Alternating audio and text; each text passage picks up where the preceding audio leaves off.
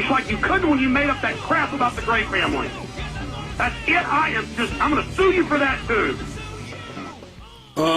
You can't sue him for what he said about somebody else, you fear-mongering numbnut.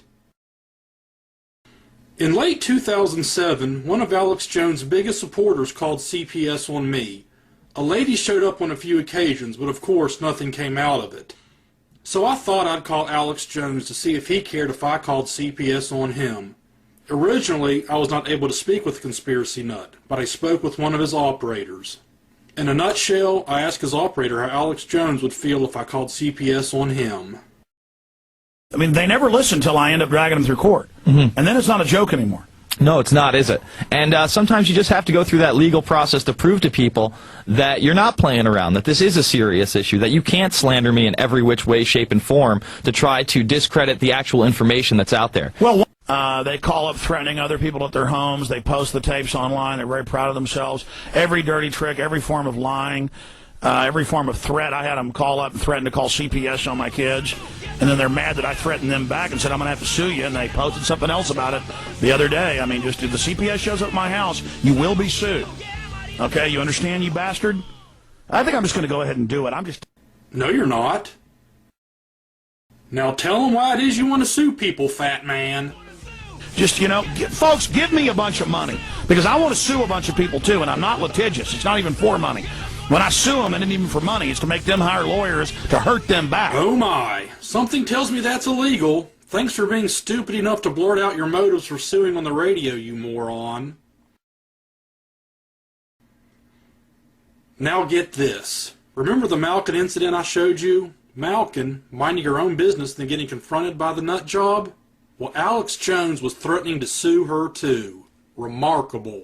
And I said, Malkin, I do not want to sue you. And I told her manager, everybody, I said, you better come out with the truth.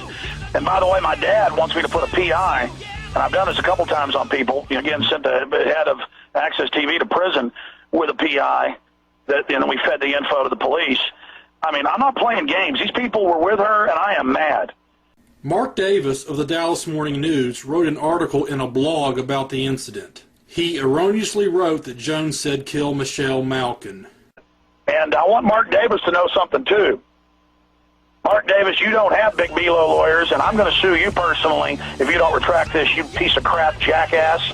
This is not a joke. You don't go in one of the largest newspapers in the country and tell people I said kill a woman when it's a fraud and a lie, and you know it. It wasn't in the newspaper. It was in a blog that doesn't get that many views.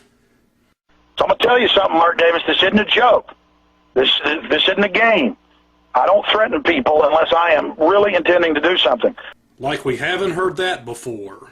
So I'm going to give you 48 hours to retract your lies about me, or I'm going to sue you, and I'm going to take that jet boat, I'm going to take that water ski away from you. You understand? I mean, I am going to hurt you like you've hurt me. That's how it works. You've damaged me, and I'm giving you this chance. If you retract, I will not sue you. But if you hold the defamation up, I am going to come after you, Mark Davis. You have been put on notice. Mark Davis never did write a retraction. He did, however, remove that entry from the blog. Of course Jones is lying. He never sued Mark Davis. Mark Davis never gave a retraction. You've already seen this, but I'll show it again. I'm going to sue you. That's a $10,000 camera. I swear to God I will. Yeah, you're going to sue that guy too? Okay, whatever you say. Another Patriot squabble broke out between Alex Jones and Jeff Rense in March 2009. I could be wrong on the details, but I believe Rense wrote on his website that Alex Jones' wife and kids were Jewish. Jones didn't like that, so he threatened to sue him too. Go figure. It was a radio talk show host who contacted me and interviewed me several times, asked to do a show on Genesis, said fine. Then I heard him go to speakerphone. I said, oh, you got somebody listening. You want me to yell at you now? And I didn't say any of the things he said here. Thank God I had witnesses here in studio while I was on the phone. We've had somebody try this before, so I'm going to take legal action against this. And that's just the end of it. And I'm going to take legal action against the other people that air any of it. And I promise that. You promise that?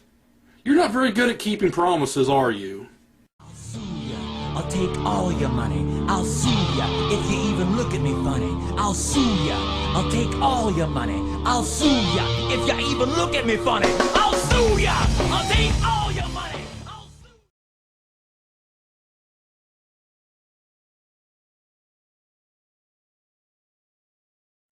One of the nuttiest claims from Alex Jones and his cult followers is that some of the 19 hijackers of the 9/11 attacks are still alive. The BBC wrote a column stating some of the hijackers were still alive on September 23, 2001. This was a false report, of course. Many of the hijackers had common Arabic names. This was simply shoddy reporting by the BBC. And of course, they were the only news outlet to report this nonsense. Now, when you hate America as much as Alex Jones does, you'll believe and recite as fact any erroneous reports. You'll see he does this quite frequently throughout this documentary. Now, if there's one thing the 9/11 inside job nutballs like Alex Jones can prove, it's the alive hijacker claim. Of course, Alex Jones has never made an attempt to find these alive hijackers, but it won't stop him from saying they are still alive.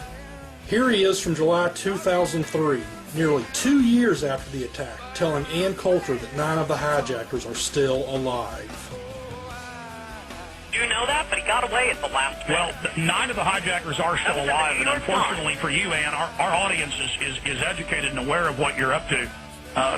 This whole spin. Up to? Yeah, you're saying there's no... to talk about a book, and I'm getting a bunch of nut theories thrown at me. Well, 9 of the hijackers are still alive. Well, 9 of the hijackers are still alive. Well, 9 of the hijackers are still alive. And here we are in 2004 with Alex Jones telling more people that 7 of the hijackers are still alive.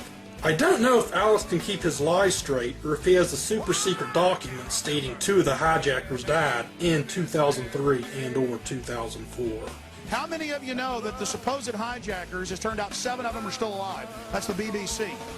How many of you know that the supposed hijackers, it turned out 7 of them are still alive? That's the BBC.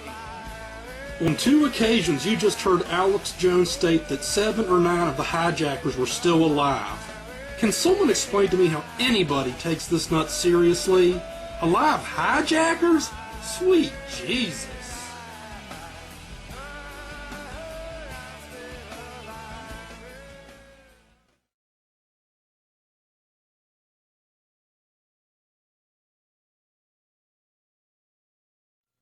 In Alex Jones' Hate America First film, 9/11 Martial Law, he states the decoys, the hijackers, were on board the planes, then a gas knocked out the occupants, and a remote-controlled decoy plane was flown into the towers.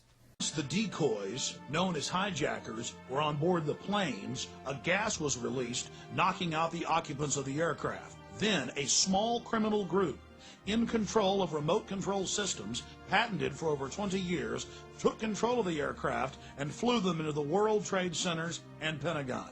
In 2009, this disgusting shithead says the hijackers were trained at U.S. military bases. Now, what sense does that make? Training hijackers to not fly planes? Can treasonous scum like Alex Jones at least try to make a little bit of sense some of the time? Record that the hijackers were all trained at U.S. military bases in super high clearance. That's AP. I mean, this is a fact. I mean, that the embassies wouldn't let them in, and they'd say, let them in, these are... The founding fathers would spit a fucking goober on you, you traitorous piece of fucking shit.